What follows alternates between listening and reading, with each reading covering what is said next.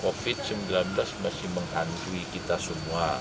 Tak mungkin anak-anak sekolah kita korbankan.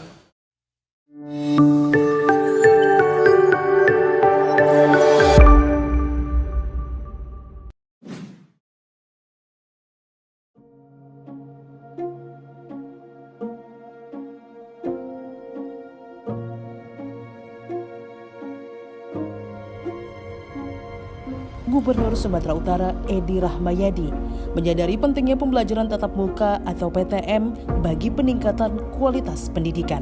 Namun, sebelum sekolah dibuka kembali, perlu persiapan matang. Hal itu mengingat angka terkonfirmasi COVID yang terus berfluktuatif dan keterisian kamar isolasi serta tingginya angka kematian.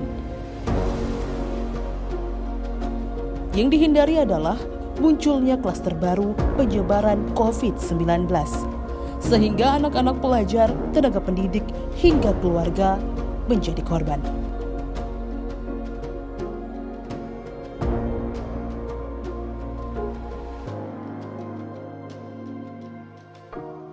Tatap muka belum saya izinkan, tergantung nanti situasi. Tadi kan baru dijawab itu COVID-19 masih menghantui kita semua. Tak mungkin anak-anak sekolah kita korbankan hanya gara-gara kita mau menuntut pendidikan tatap muka. Untuk ini dengan segala keterbatasan dalam pembelajaran kepada anak-anak kita untuk menghindari menjaga kesehatan anak-anak. Yang menentukan bukan bulannya, yang menentukannya COVID-nya. Kan berkali saya beritahu, yang menentukan itu nanti kita kumpulkan tokoh-tokoh ahli yang berkompetens di bidangnya. Kalau kita tanya sama tokoh ekonomi, maunya sekolah itu. Kenapa? Kantin aja satu sekolah itu 2, dari 470 yang di kota Medan ini, berarti 470 kali 2 kantin. Gara-gara tak tutup, kantinnya tak jalan. 40% kendaraan umum, angkot itu menurun karena anak sekolah tak sekolah. Jadi kalau ditanya orang ekonomi beda, begitu ditanya orang kesehatan beda lagi jawabnya. Nah inilah nanti kita pelajari.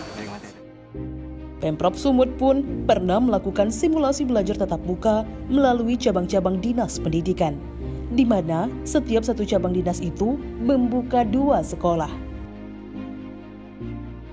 Pak Gubernur lebih teliti menurut saya. Dia selalu mengatakan, selalu merujuk kepada yang pada tempatnya, merujuk kepada pakar-pakar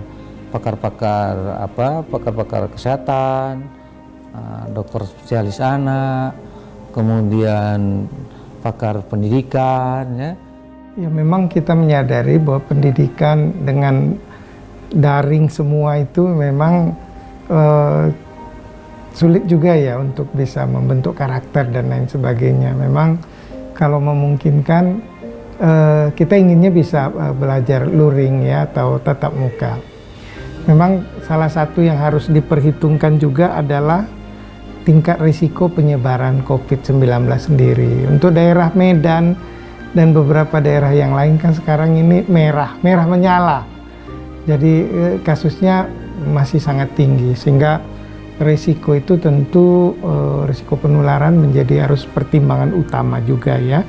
Kemudian kesiapan fasilitas kesehatan itu penting bagi kita sehingga kalau ada apa-apa mudah diakses dan memang lebih siap untuk itu. Jadi beberapa kasus kan kita lihat ada daerah yang dibuka kemudian harus ditutup lagi. Jadi injak rem juga jadinya kan, sehingga memang itu harus dipersiapkan semua fasilitas itu. Kemudian juga kesiapan satuan pendidikannya juga.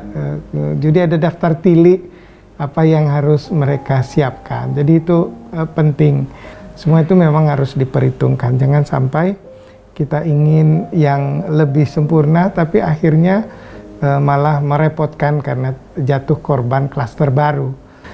Menurut saya tidak hanya di sekolahnya, tapi dari mulai transportnya, bagaimana ke sekolah itu, bagaimana keluarnya, semua harus kita hitung dengan baik ya, sehingga memang semua harus aman. Dan kita harus lebih mementingkan keselamatan nomor 1, di samping memang tadi kita ingin untuk lebih sempurna pendidikan ini. Kalau satu orang saja positif dengan tanpa gejala, itu akan bisa memaparkan dengan banyak orang, tidak hanya korbannya anak sekolah, tapi orang tua di rumah, bisa jadi anaknya OTG, tapi akan korban orang-orang tua di rumah juga, menjadi persoalan. Kalau saya pribadi ngelihat ini tetap harus basisnya adalah pemenuhan hak kesehatan anak dulu. Jadi idealnya pemerintah dan sekolah juga menyadari mereka ini berada di daerah mana gitu. Kalau mereka berada di area yang zona hijau, artinya memang tidak ada kasus COVID atau kasus COVID-nya sangat rendah. Kalau menurut saya itu nggak apa-apa menggunakan metode luring ya. Tetapi juga idealnya sekolah menjalankan protokol kesehatan dan juga ada proses pengawasan yang ketat dari baik itu dari dinas pendidikan, dari dinas kesehatan, mungkin kerjasama dengan puskesmas terdekat, juga dari orang tuanya. Tapi kalau sekolah-sekolah yang memang dia berada di wilayah yang berisiko tinggi terjadinya penularan COVID, kalau menurut saya itu model pembelajaran daring itu lebih ideal. Karena hak anak, hak kesehatan itu lebih utama dibanding hak pendidikan. Pemprov Sumut mengumpulkan para ahli antara lain Ikatan Dokter Anak Cabang Sumatera Utara dan Ikatan Psikolog Klinis Sumatera Utara untuk memberikan masukan tentang pembelajaran tatap muka. Jadi kita tahu bahwa 1 dari 9 kasus konfirmasi COVID-19 di Indonesia itu merupakan kasus pada anak di usia 0 sampai 18 tahun. Dan kematian anak ini proporsinya tertinggi di Asia Tenggara, sebesar 3,2%. Jadi di negara Indonesia ini termasuk yang paling tinggi. Walaupun selama ini disampaikan bahwa kematian pada anak itu tidak cukup tinggi dibandingkan pada dewasa. Namun untuk anak-anak di Indonesia ternyata angka kematian cukup tinggi dan ini masih perlu dinilai faktor-faktor apa yang mempengaruhi kesakitan pada anak tersebut sehingga kasus-kasusnya menjadi lebih berat.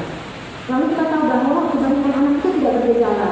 Nah, kalau tidak bergejala bukan berarti mereka tidak menularkan. Nah, inilah yang menjadi resiko bahwa anak-anak yang tidak bergejala ini masih bisa menularkan, terutama ke orang-orang yang beresiko tinggi. Jadi dengan adanya pembelajaran tatap muka ini mempunyai resiko yang sangat tinggi untuk terjadinya lagi lonjakan kasus untuk COVID-19, di mana sebetulnya situasi pada saat ini masih terjadi tren peningkatan kasus yang terus meningkat sejak libur panjang dari pertengahan April hingga sekarang masih terus kasus meningkat di Sumatera Utara.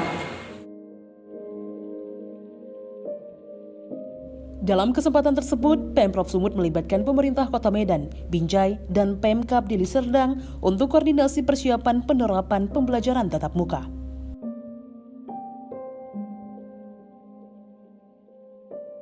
Juga bukan keputusan hanya Provinsi Sumatera Utara, tapi memang keputusan secara nasional. Tapi dengan catatan dilihat kondisi daerah, tidak juga diwajibkan semuanya harus buka secara serta. Kedua juga kalau sekolah tatap muka ini juga tetap ada persyaratan-persyaratan yang juga sudah disampaikan dari Kementerian Pendidikan dan juga disampaikan oleh Presiden. Ketiga juga persyaratan-persyaratan ini juga melihat kondisi daerah yang ada di kita, khusus Sumatera Utara, ya kondisi menurut gugus tugas COVID bisa dilaksanakan kembali.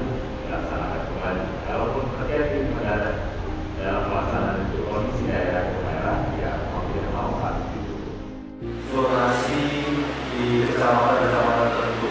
Apabila kecamatan itu misalnya orange, ini persyaratannya seperti apa, atau kuning, atau bahkan kayak hijau. Nah, ini mungkin pelaksanaannya juga akan berbeda. Tapi yang sesuai yang disampaikan juga oleh Bapak Presiden sudah memperbolehkan dalam 1 minggu 2 hari, dan dalam 1 hari bisa 2 jam, dan dalam 1 kali pertemuan ada 25% jumlah siswa yang bisa 1 ruangan kelas. Sekarang ini sebenarnya kita dalam fase mematangkan ataupun evaluasi sudah sejauh mana kesiapan kita, sebagaimana yang disampaikan oleh Bapak Wakil Gubernur tadi di akhir rapat bahwa tetap kita akan mengikuti arahan dari pusat, tapi tetap dengan kesiapan masing-masing daerah. Kesiapan itu bukan hanya dalam daftar tilik sarana prasarana, tetapi juga harus mempertimbangkan faktor epidemiologi bagaimana kondisi COVID-19 nantinya dalam waktu dekat akan kita adakan rapat koordinasi lagi dengan 33 kabupaten kota untuk melihat sudah sejauh mana kesiapan dan persiapan, dan yang kedua kondisi.